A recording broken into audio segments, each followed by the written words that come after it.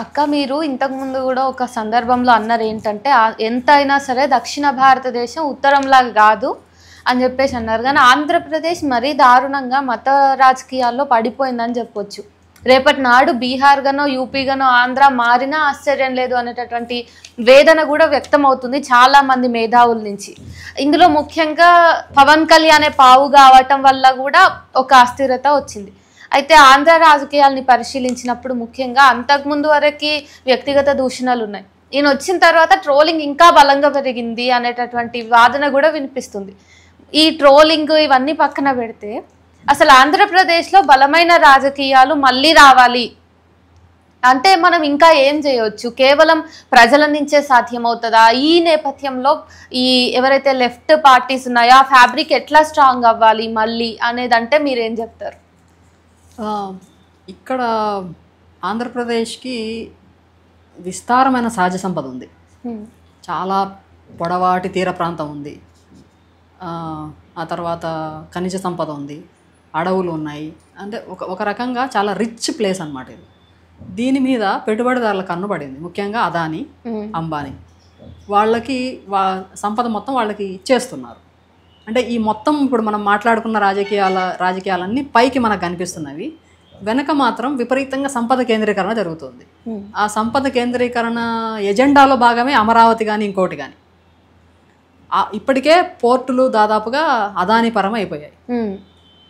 KG basin లాంటి విలువైన gas నిక్షేపాలు ఆంధ్రప్రదేశ్లో ఉన్నాయి, అదానీ చేతుల్లోకి అంబానీ చేతుల్లోకి వెళ్ళిపోయాయి. సో ఇట్లా సహజ సంపద మొత్తం కొంతమంది కార్పొరేట్ సెక్టార్స్ చేతుల్లోకి వెళ్ళిపోతుంది. నిజానికి ఈ సంపదని ఉపయోగించుకుంటే ఈరోజు 1000 రూపాయలు పెట్టి గ్యాస్ సిలిండర్ కొనుక్కోవాల్సిన అవసరం లేదు ఆంధ్రప్రదేశ్ ప్రజలకి. ఈ సంపదను ఉపయోగించుకుంటే ఆంధ్రప్రదేశ్ ప్రజలకి ఎక్కువ ప్రయోజనాలు కలిగించవచ్చు. కాబట్టి కార్పొరేటైజేషన్కి వ్యతిరేకంగా విపరీతంగా విస్థాపన కూడా జరుగుతుంది. అవును. ఆ తర్వాత ఉత్తరాంధ్ర ప్రాంతంలో మైనింగ్ కూడా జరుగుతుంది. దానికి ఈ మొత్తం కార్పొరేటేషన్కి వ్యతిరేకంగా ఒక బలమైన ప్రజాస్వామిక ఉద్యమం మొదలైతే దాని చుట్టూ అనేక సామాజిక సమస్యలు కూడా చర్చనీయాంశమై బహుశా ఒక స్పేస్ వస్తుందేమో మళ్ళీ మూమెంట్స్కి, అంటే కమ్యూనిస్టు ఉద్యమాలకు కానీ లేదా ప్రజాస్వామిక ఉద్యమాలకు కానీ. ఇంకొక అవకాశం ఏంటి అని అంటే, మనకి ఇటీవలి కాలంలో సామాజిక సమస్యలు చర్చనీయాంశం అయ్యాయి. అంటే దళిత అస్తిత్వం కానీ బీసీ సామాజిక వర్గం వైపు నుండి బలమైన డిమాండ్స్ ముందుకొచ్చాయి. అంటే ఒక చైతన్యవంతమైన దళిత బీసీ సెక్షన్స్ ఆంధ్రప్రదేశ్లో ఉన్నాయి. వాళ్ళని ఓట్ బ్యాంక్గా మాత్రమే వీళ్ళు ఉపయోగించుకుంటున్నారు.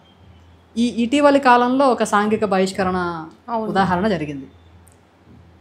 ఇటువంటి ఇంతకుముందు గతంలో జరిగినప్పుడు, కారంచేడు జరిగినప్పుడు ఒక పెద్ద ఉద్యమమే బిల్డప్ అయింది. దాని నుంచి ఒక బలమైన దళిత ప్రజాస్వామిక గొంతుకలు బయటకు వచ్చాయి.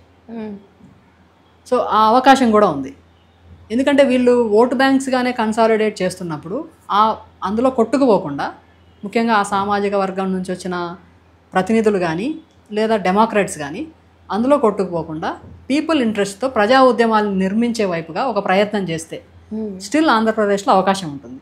ఓకే, మీకు ఇంకా హోప్ కనిపిస్తుంది ఆంధ్రప్రదేశ్లో? అంటే కమ్యూనిస్టులు అంటేనే ఆశావాదులు.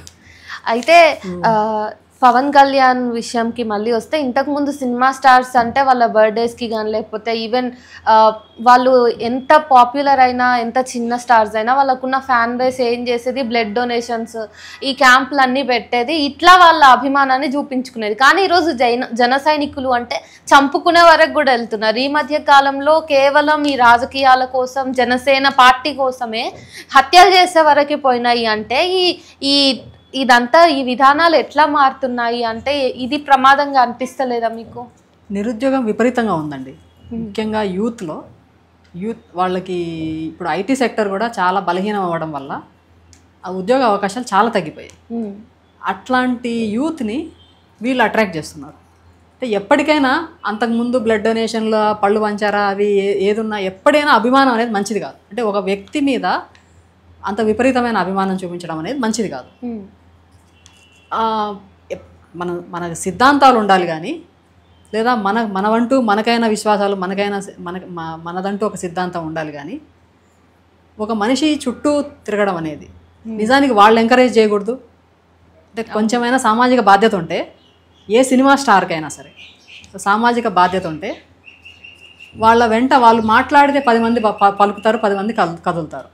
కాబట్టి కళాకారులకి సమాజాన్ని చైతన్యవంతం చేసే బాధ్యత ఉంటుంది. సినిమా వాళ్ళకి అది ఉందా లేదా అనే విషయం దగ్గర నేను వెళ్ళటం లేదు. సినిమా రంగంలో ఉండి కూడా మంచి మాటలు, మంచి విషయాలు లేదా ప్రోగ్రెసివ్ విషయాలు చెప్పే వాళ్ళు కూడా ఉన్నారు. సో వాళ్ళు చెప్తే వినే ఒక చరిష్మా ఉంటుంది. దాన్ని ప్రాపర్ వేలో తీసుకెళ్తే కనుక అదొకలాగా ఉంటుంది.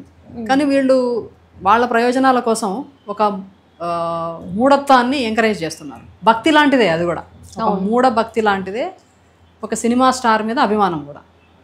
నిజానికి మేము చిన్నతనంలో కూడా సినిమా వాళ్ళని అభిమానించేవాళ్ళం.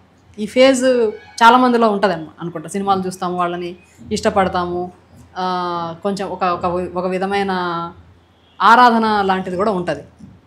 సో ఎప్పుడైతే సమాజం గురించి అర్థం చేసుకుంటామో, ఎప్పుడైతే నన్ను నేను అర్థం చేసుకుంటానో, నాకేం కావాలనేది సమాజం గురించి అర్థం చేసుకుంటున్నానో, ఇది ఈ పై అట్రాక్షన్ అనేది పక్కకు పోతుంది. సో సినిమా వాళ్ళకి ఆ బాధ్యత లేనప్పుడు దాన్ని గుర్తు చేయాల్సిన అవసరము ప్రోగ్రెసివ్ సెక్షన్స్ మీద ఉంటుంది. కాబట్టి నిరుద్యోగం మీద మనం మాట్లాడితే విపరీతంగా నిరుద్యోగ సమస్య ఇక్కడ ఉంది, వ్యవసాయ సంక్షోభం ఉంది, చాలా రకాలుగా ఉపాధి అవకాశాలు రోజు రోజుకి తగ్గిపోతున్నాయి. ఈరోజు 8 గంటలు పని కూడా పోయి 12 గంటలు 16 గంటలు పని చేయాలి అనే ఒక సిచ్యువేషన్ వచ్చింది. ఇట్లాంటి రోజువారీ సమస్యల గురించి మనం మాట్లాడి ఎంగేజ్ చేసి, ఇది చాలా కష్టం. అంటే ఒక మూఢత్వం వైపు ప్రజల్ని నెట్టడం చాలా సులభం. అవును. కానీ వాళ్ళని ఆలోచింపజేసేలాగా పనిచేయడం చాలా కష్టం. కష్టమైనా సరే జరగవలసింది అదే, చేయవలసింది అదే.